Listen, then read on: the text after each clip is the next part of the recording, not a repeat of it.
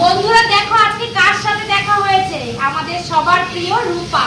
রূপা বল, বন্ধুরা সবাই জিজ্ঞেস করে যে তোর কি হয়েছে, তুই কেন গেমে আসিস না। তুমি তো বলতে পারো। আমি তো বলেইছি যে আমি মামি হতে চলেছি, রূপা মা হতে চলেছে। এটা অনেক বড় সুখবর যে রূপা মা হতে চলেছে।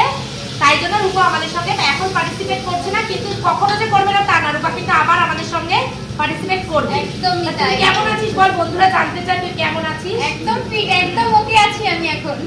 একটা সুস্থ সবল বেবি যেন রূপার হয়, বন্ধুরা তোমরা সবাই প্রার্থনা করো। আর আজকে রূপা আমাদের সাথে দেখা করতে এসেছে, ওরও তো খুব মনে পড়ে আমাদের। ও আসে না, আবার অনেক সময় আসে, ক্যামেরার পিছনে থাকে, সব সময় দেখানো হয় না।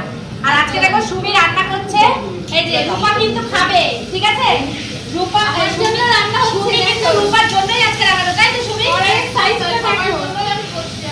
আজকে স্পেশালি রূপার জন্য রান্না হচ্ছে, রূপার সুবাদে আমরা সবাই মিলে খাবো। হচ্ছে আর মাছের আলু দিয়ে কষা, তাই তো? তুই কিছু বল একটু রূপা সম্পর্কে।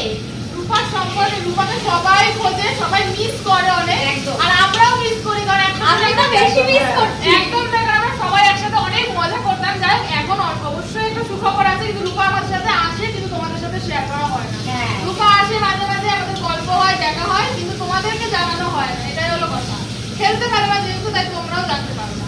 আর অনেক বন্ধুরাই রূপার খবর নিতে চায়, কেমন আছো কমেন্ট করে। সেই জন্য আজকে রূপাকে আমি মানে দেখিয়ে দিলাম, আর রূপার থেকে সরাসরি তোমাদেরকে শুনিয়ে দিলাম যে রূপা কতটা ভালো আছে, সুস্থ আছে, মনের দিক দিয়ে শরীরের দিক দিয়ে সব দিক, তাই তো?